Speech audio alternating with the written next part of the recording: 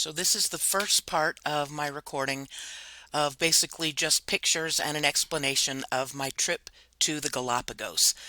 This trip was in mid-December 2024, and this is the ship that we went on, me and my husband. The Galapagos is interesting because they don't allow large cruise ships to go there. They limited, I think, 100 people is the biggest cruise ship that can go into the Galapagos, as opposed to the normal cruise ships which can hold 2,000 up to 5,000 or 6,000 passengers. The government of Ecuador is super aware of what an important place the Galapagos are. So I chose to go on this boat. This is the Galapagos Horizon. It's one of the Royal Galapagos fleet. It can hold 16 passengers, 12 crew, and a naturalist. I should say that I chose to go on a boat rather than do like island hopping. There are cities in the islands and there are hotels, places you can stay, but it kind of limits where you can go when you go to a hotel. There are only 3 or 4 islands with cities on them, and the ferries aren't the most convenient times. So you can do a fair amount on those particular islands if you do a land trip. But when you're on a cruise ship, you can go to lots of little islands and see what I think is a better slice of all parts of Galapagos. At any rate, I would highly recommend Royal Galapagos. This boat was excellent. I should say ship was excellent. The crew were just awesome. They took care of absolutely everything. They weren't trying to sell us stuff all the time. There was no gambling. There was alcohol, but you had to ask for it. They didn't like try and push it on you all the time. Every time we came back from an excursion, the crew was there to help us off the little boat onto the big ship. If we had been snorkeling, they gave us warmed towels. If we had been out on land in the heat, they gave us cold, wet washcloths to put on our face. It was just, the service was amazing, and the food was super good too.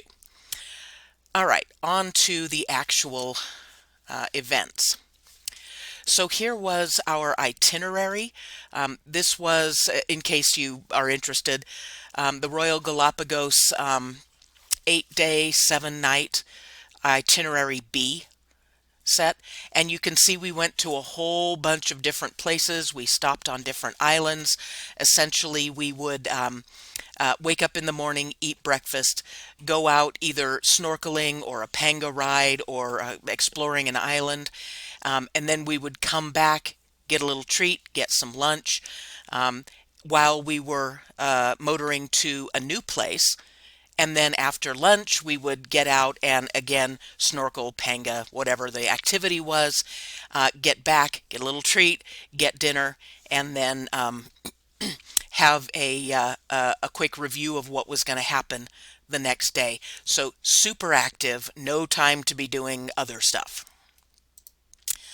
All right, here is a picture from the airport on Baltra Island in the Galapagos. The minute we got there, we started to see animals. They don't have jet bridges like U.S. Airports do. Instead, you have a moving staircase that you get off the airplane, and then you walk on these sidewalks to get into the actual airport. And here was a land lizard. Iguana, sorry, just standing there in the middle of the road, and this happened all the time. Before I talk about the actual islands, we spent 1 day in Quito, Ecuador, which is where you fly into generally from the U.S., and then you take a little puddle hopper from Quito or Guayaquil to an airport in the Galapagos. So we spent 1 day, we went out to the Mindo Cloud Forest. It's a rainforest, and so it rains a lot. It was raining the day we were there, and it's often very misty or foggy, so they call it a cloud forest. This was a really cool excursion. Mostly what we did was bird watching. They have quite a number of places where they feed the birds. So there's this artificial perch they put up here, and you can't see it, but they put out seeds and fruit and whatnot, and the birds all come, and it's close enough where we could get some pretty good pictures and some pretty good looks at the birds. Here are a few different species of birds, but the best part was the hummingbirds. They had hummingbird feeders, and the hummingbirds would just crowd around them and go crazy. You can see like 4 or 5 different species of hummingbirds just in this picture. And they had about a dozen feeders out that we could see. Here's a close-up picture at a feeder of a couple of the hummingbirds. The best part of the hummingbirds was when they gave us little individual feeders, and we could stand out there and put our hand out, and the birds would just come and land on our fingers. They were so tiny, and their little claws were so tiny and sharp. It was just amazing to have them land on my hand and feed out of the feeders. Sometimes they wouldn't land; they would just hover and take the stuff that way. But either way, it was amazing to have them so close to us. Here's a video of my husband actually doing that.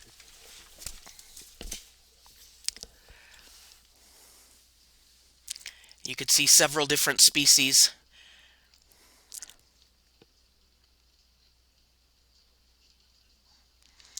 You can't really see it in the video, but their little tongues would zip in and out of their mouths as they drank. This species was my favorite. It had little what looked like furry boots on its legs, and its tail, if you keep looking at the tail, you can see there's 2 little fans at the end. So super long tail with little fans at the end. That was cool. And our tour guide was great about pointing out different species, and she knew all their names, and it was super fun.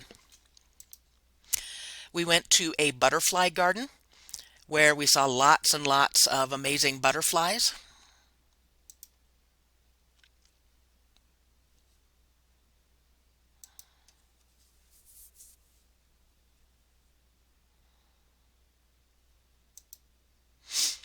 Okay, on to the Galapagos.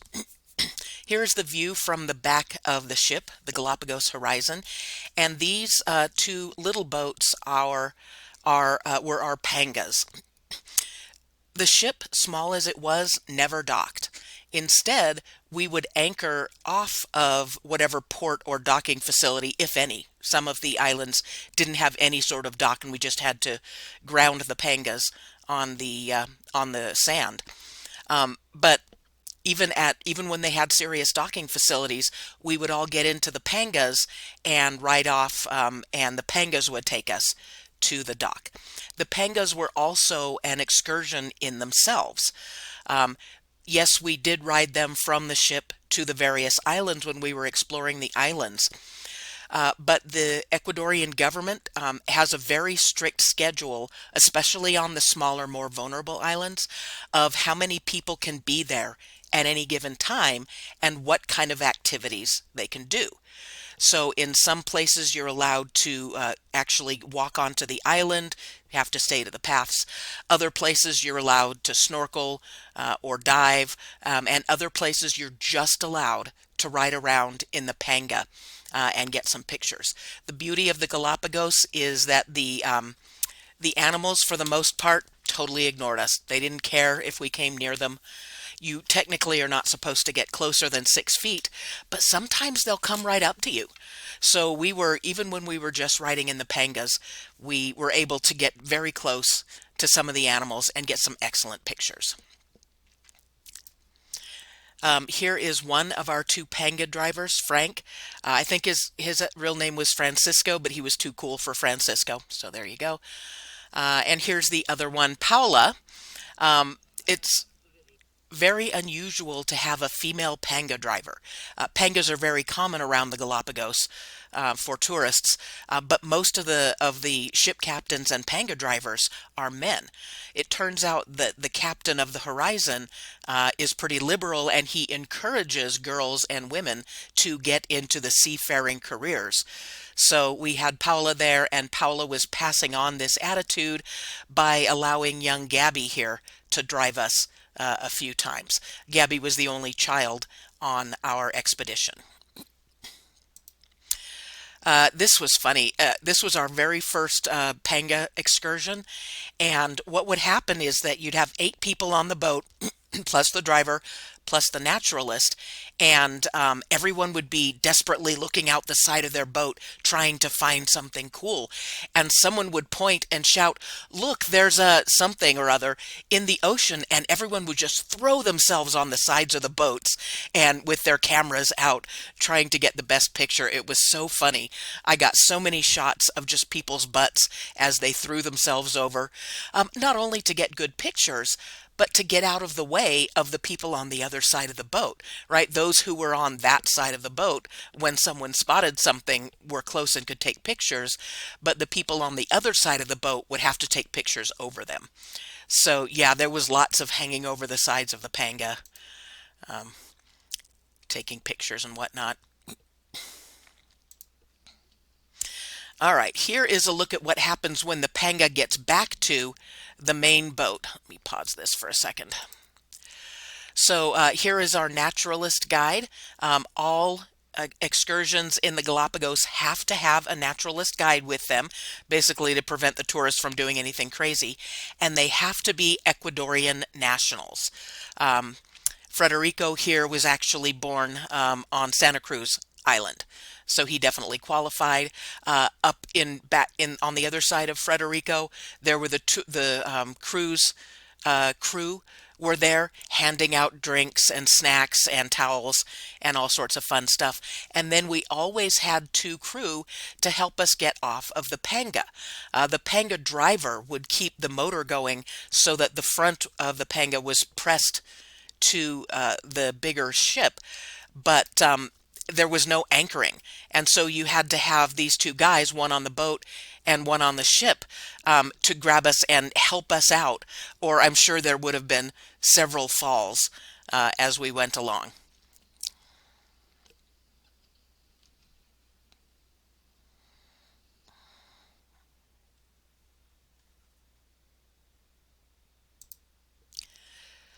All right, next is the animals. I'll start that in part 2.